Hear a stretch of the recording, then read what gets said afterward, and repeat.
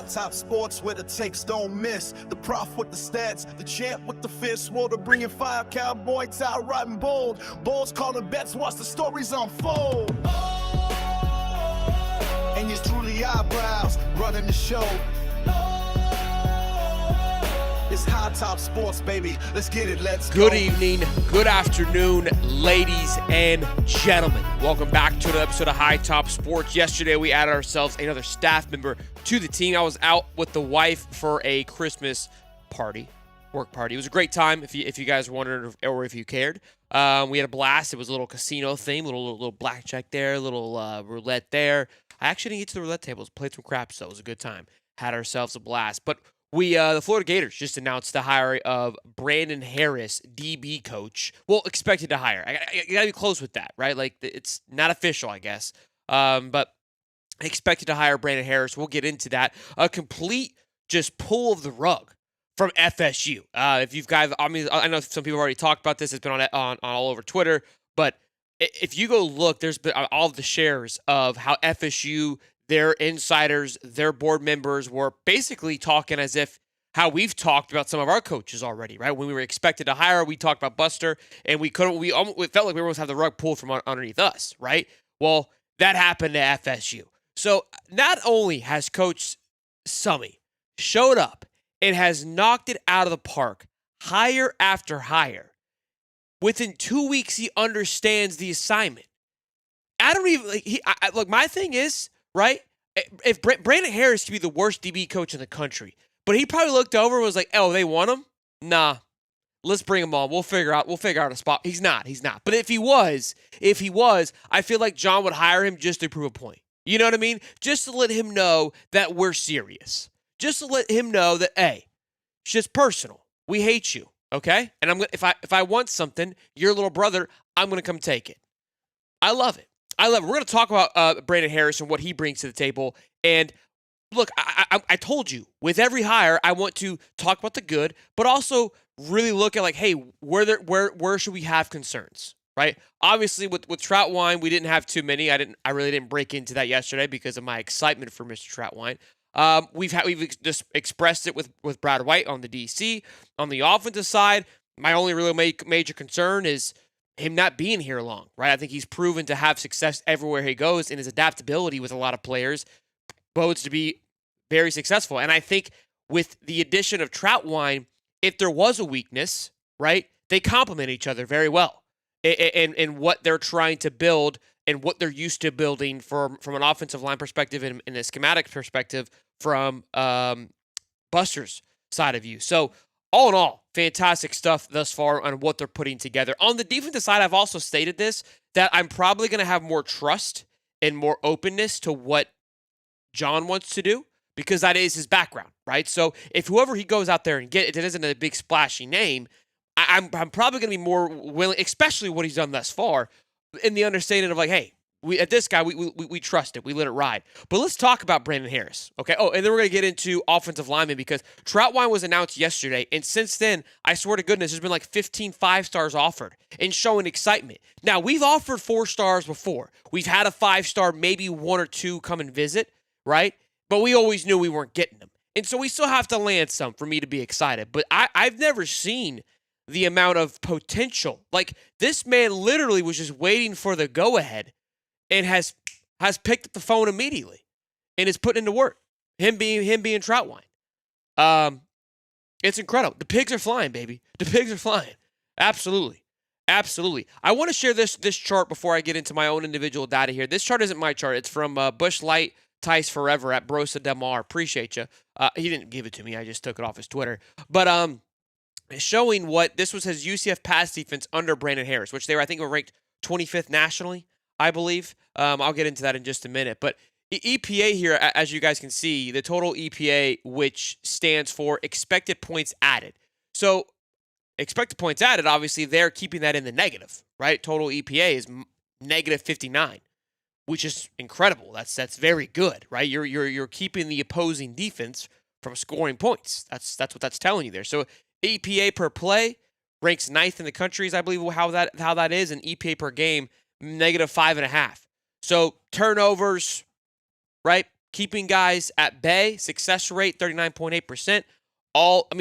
If you don't even know what you're looking at from a numbers perspective, the colors let you know that this guy's got it going on, Mr. Brandon Harris. Okay? So let's talk about Mr. Brandon Harris. One, he played in the league for 6 years, was second round draft pick, played at Miami, University of Miami, had all ACC honors. So you've got somebody who recently played the game that understands it at a high level, at an elite level. And I love when you have, just like Troutwine, your assistant coaches played the game, right? Because it's so much easier to consume and to take from somebody who's played it, especially nowadays, man. I mean, I think that Coach Prime did a good job with that, of trying to put a staff that's played in the game, especially with this being more NFL-like.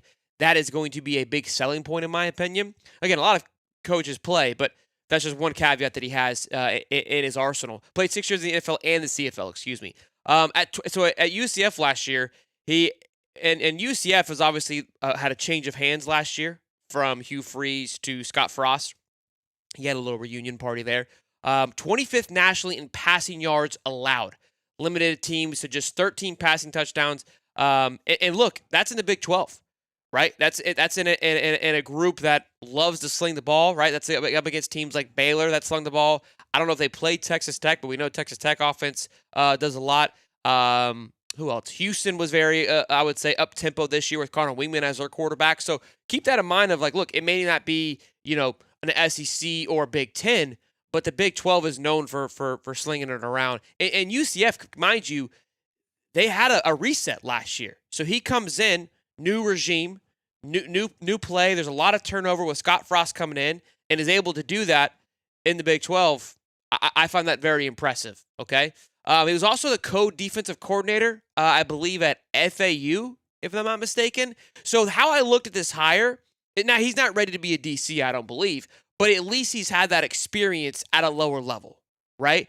This, in my opinion, has tremendous upside, this hire does, because it looks like it's one of the new up-and-coming coaches in that DB world that has had success everywhere he's been. He was at FAU, he's a Florida State analyst, FAU, and then now recently at UCF. And again, I believe at FAU he was, let me double check on that, a co-DC at one point, which, again, just being trusted calling plays, whether it would be for a year or not.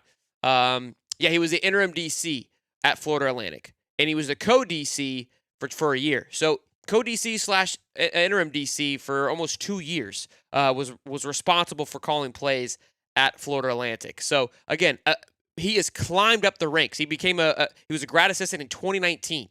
So in 7 years, he has now become the DB coach at Florida. And again, that's where the concern comes in. It would just be the time, one, at the coaching position, two, coaching in a true Power 4, kind of like, I would say a Power 2 conference. But you're going to have some of these hires throughout it, right? Sometimes I like these hires more than kind of the old dogs, right? Like a Billy Gonzalez is a tried and true coach, but is it the best hire, right? Just because they've done it for so good for 30 years and have this history, sometimes the game starts passing you, right? This guy is fresh off a plane. He was a cornerback in 2017, so not fresh, but in the grand scheme of things. And again, he was a grad assistant. Then at Florida State, he was there for a year. Then he went as a cornerback coach at FIU for a year. Then moved to Florida Atlantic for a year as cornerback. Then he got promoted to co-DC. Then promoted to interim DC. Then UCF hired him as a DB coach, and now we're bringing him over as DB coach. So again, I think this was a very sneaky good hire. FSU was very excited about their potentials of getting him. I think they were very they saw what he could bring and what he was going to bring. And I like the fact that, could it be a bit of a grow on the job type? Yeah, I mean, you're going to have those things, right? But I still think that with the Brad Whites, with John Summerall, that hopefully those things will be able to help him out. I think that a key safety coach will help too, because I do still think that he's extremely young. And again, those are going to be my concerns of watching this hire and how he manages the DB room. But I think from the coaching a DB, he's not entrusted with calling plays. Guy played the game at a high level, was effective, had a good college career. All those things are positive in my eyes. So again, I trust Summerall and the guys. I think again, it's a very up and coming hire for the Gators. and I'm excited about it with Brandon Harris. Out of the hires we've had thus far, it would be, I would say, rated the least exciting, right? But that's a good thing. If this is our least exciting hire, I think that makes it a pretty damn good hire. You're going to have them. They're par for the course, right? Derek Nix, obviously, if he does individually become the running back hire, that would be, I would say, a much more solid hire. And again, this isn't a shot towards Brandon. I think it's still a very good hire. I just think the other hires have been that much better, that those are the two things that we're comparing. So I like it. I'm a fan of it. But we'll see. We need to focus more on the strength and conditioning coach over any of the other hires now. Yeah, look, we talk about this. This is a constant conversation that's brought up with when we post these videos. All the comments are like, "Hey, what about strength and conditioning coach?" And I've said this time and time again. I'm going to reiterate it again. I really think he's going to bring his own guy. Now, the fact that it hasn't been announced yet is interesting to me. Also, too, I'm pretty sure that the linebacker coach, which he's bringing from Tulane, hasn't officially been announced either, who was a former Gator. So maybe that could be his reason for waiting. But keep in mind, strength and conditioning coaches typically ride with their guy. They stick with their head coach. So I could be wrong here. They might be working out to go get some, an absolute killer. I don't know. But I wouldn't be against him bringing his own. I really wouldn't. If you go take a look at it, I think it's Coach Witt, I believe. I like who he is. I like what he's done with what he's done at Troy and Tulane. So I don't know if he was at Troy with him, but at least at Tulane, I mean, he's put together some classes, or made him at least some studs. Speaking of some studs, Troutwine, brother, this man, it's unbelievable. So this is Max Hiller, I don't know how it's pronounced. 5-star offensive lineman tweeted this out. This is quote tweeting Phil's tweet of just like becoming a Gator. And Maxwell was like, hell yeah. And then beneath that was Reed Ramsier. I'm grateful to be offered. That he was also, this was offered. We offered him already. 4-star guy. But then we've offered like 6 or 7 4 and 5 stars in the last 24 hours on the offensive line for 2027. I mean, and this is why there's so much importance of hiring your staff as soon as possible. Right? And there's so much turnover. I mean, other college news, Kyle Whittingham stepped down. Obviously, we know the Michigan drama. That Michigan drama is going to create another domino because the names leading the right way right now are DeBoer, Jed Fish. I know Drink was mentioned at one point. There could be an assistant from the NFL, which wouldn't cause as much chaos if that were the case. But there is a lot of chaos going in college football. And we were in it. We were living in it. And we're starting to get some stability. And we can take advantage of the chaos that is surrounding us if we move quickly enough. So, yeah, I don't dye my beard. I just saw the comments. This isn't dyed. This is straight ginger boy. You know what I'm saying? I don't know if people would actively dye their beard ginger. But I love it. Yeah, hit the like button. Andrew, what's up, man? Good to see you, man. Hey, I've been keeping up with the little man Lincoln on the wifey's Facebook, man. I love to see. I know that I don't want to get too personal, but it seems like a lot of good stuff's moving in the right direction, man. I'm happy for you and the fan, Bubba. Good seeing you, man. But yes, hit the like button, boys and girls. No. So Troutwine has officially been announced. He has officially been announced. The Brandon Harris has not, unless you guys are talking about Brandon Harrison and offers. But Troutwine has officially been announced. He has. That was yesterday. That was the big news yesterday. That was officially. I guess was there no graphic posted? So I guess that's what we're looking at. Also, Jabbar Jalouk has officially been announced to take over as the running back coach at Texas. So good for him. And when you think about that, right, we talked about the staff that was in place at Florida, and we had Allie on, and she made the great point of, like, if you look at the staff, there aren't too many coaches that will land a D1 or, a Power 4 job right now outside of, and we then mentioned, like a Jalouk. I said Ron Roberts, who's I think he got hired by Arkansas. I'm not sure. I believe he was expected to take the job. Russ Callaway is expected to take the Tulane job, so that's not Power 4. And Billy Gonzalez, I haven't heard anything on him. He was another one that you could see potentially. I just think the game might be a bit past him, but he'll see. But I think there's only 3 essentially because we kept Chapman, right? That kept Power 4 jobs from that staff, which is just crazy to think about.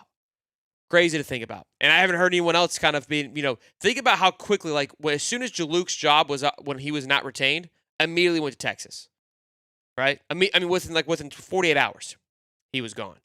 So that was how quickly those things move. I haven't heard anything else like that outside of Robert Bala, who went to be the DC for Billy Napier. But I mean, I'm not sure we're really counting that as a true transition, given that that's his boy. So maybe Rob Sale will end up there as well too. We haven't got anybody. If you guys are asking, we haven't got anybody from a commitment standpoint. But I would have Steve Jr. learn from Buster for future reference. Yeah. Oh yeah, Steve Spurrier Jr. It'll be interesting to see if he's retained on the staff. I don't know how that'll work because he was an assistant. So it could be something that he's Trench Trout. I love that. Jimmy.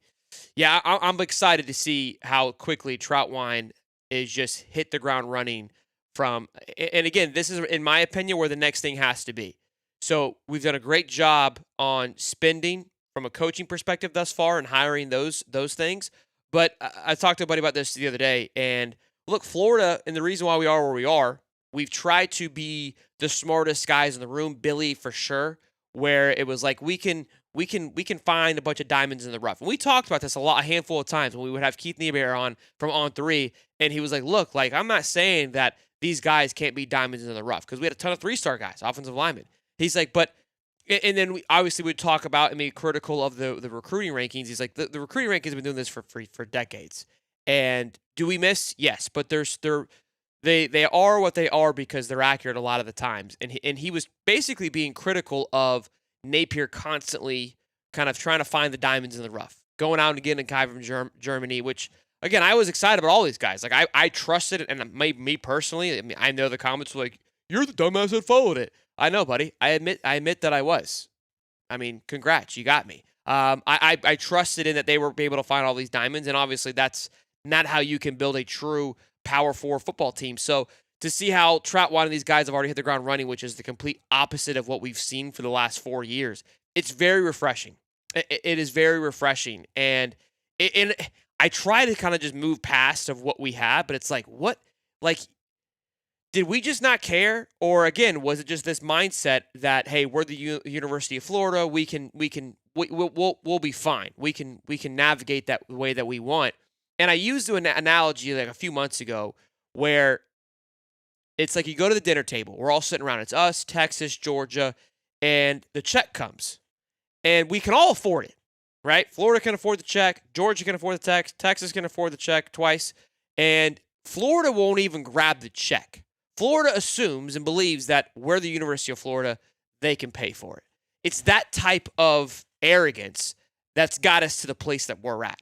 Where Texas will pay for it just because they're Texas, just to say they can pay for it.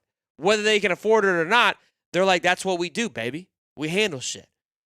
We're the new money in town. It's that difference between old money and new money. So I hope that this new regime embodies that new money mindset a little more than the old money. I think that you need to have that swagger and that aura that we are the University of Florida, but don't spin that way, right? I hope that analogy makes sense, where it's like, look, just go spin the dang thing.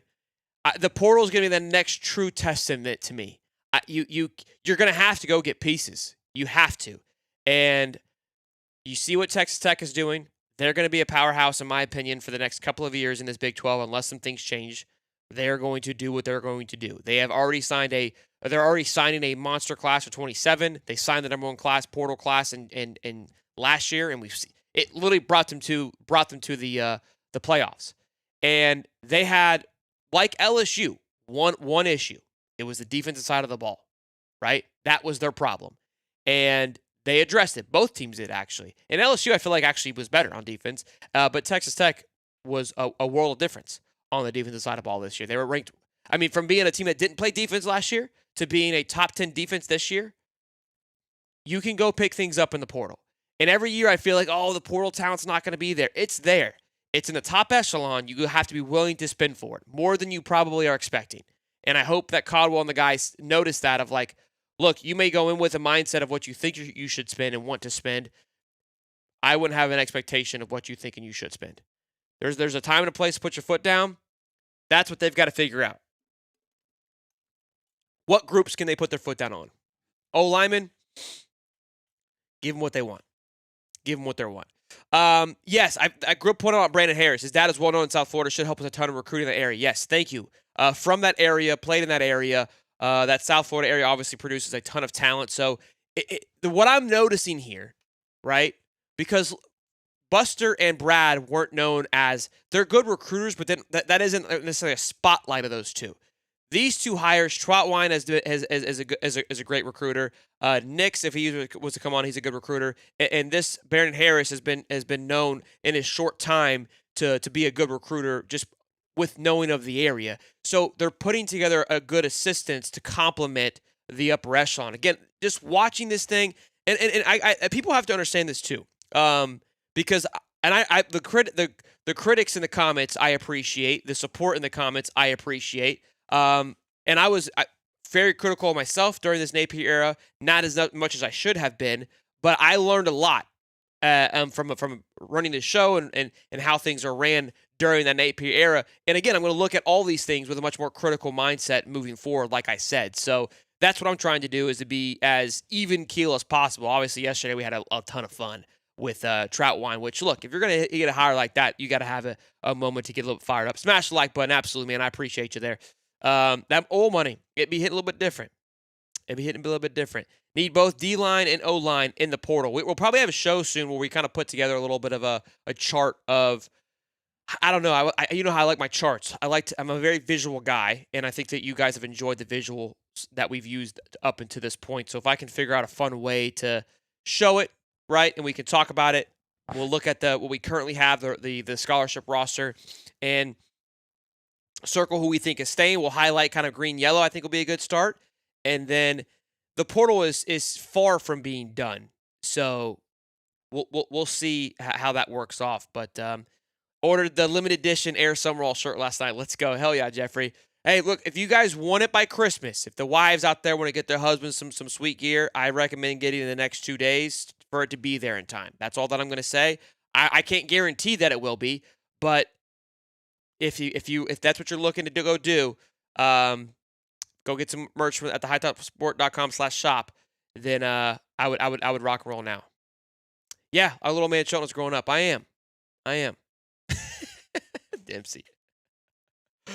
Yeah, FSU's in shambles, man. That kicked him in the nuts when we kind of swooped in and stole Brandon from them, on top of just everybody having max exodus as of now, which is fun. I'm hoping that we get some more assistants added by the end of the week. I've been telling you, I think that they'll have most of it wrapped up headed into next week, because Summerall, I think he's already back now into Tulane and has things that he has to handle now going into this playoff coming up this week, which we'll probably do a watch party for that one if we can. So we'll see about all of that, but I'm hoping some more things pop. If they do, we'll be here. So be sure to turn the bell on, smash the like button, subscribe. Of course, the show is brought to you by Kalshi. Been bringing you guys them all season long. We've had a blast with it. We've got Florida versus George Washington tonight. And funny story about George Washington, if you guys have a minute, and I'll tell you about it while I'm pitching the Kalshi ad, because we had a blast using Kalshi betting the Florida versus UConn. I don't know if it'll be as sexy for the Florida versus George Washington. We're only 10-point favorites. But check out Kalshi. It's not like your typical betting sites where they use the Vegas odds. You yourself drive the odds like a stock market. The more money you put in on a team, it drives that price. And obviously, the way that the game is going will cause that price to go higher and higher and allow for you to pull out or sell at any time, just like a stock market. So use the code HIGHTOP at Kalshi.com and get $10 off when you play your first $100. When I was in middle school, we had a project where we were all assigned, it was a March Madness project, really cool. We were all assigned a team. And this was the year, it was either 06 or 07, because Florida won that year. Florida won, it was the year that they won. But I was assigned George Washington. And so when you were assigned a school, you had to learn about the school, their alma mater, their song, their colors, history, they're founded, like all these things. Put together this whole project. And then put together and create your own bracket. Well, George Washington was a 16 seed. All right. And I'm competitive. So I just remember it because I obviously embedded my like a month of my time into learning about this George Washington school. And I picked them to win it all in my bracket. Obviously, I was wrong because Florida did. And I don't even think we made it out of the first round. And whichever team made it out, like obviously you get extra points for class. Realizing now that I completely drew the short stick. Like that's ridiculous there. But fun little story there when I was in middle school. It was a long time ago. But every time I see George Washington, I literally like time travel back to that time in middle school, which was pretty fun. So y'all be good. All right, fun little story there. Y'all have fun. Be safe. Ball might be gone to Texas. I'm not worried about Ball right now, but we'll see. Time will tell. Time will tell. Y'all be good. Be safe. I'll see you hopefully later tonight. Hopefully we'll get some more news today. All right. Smash the like button. Subscribe. We're like less than 400 away from 30,000. It's Hot Top Sports where the takes don't miss. The prof with the stats, the champ with the fist. Water bringing fire, cowboy, tie riding Bold. bold.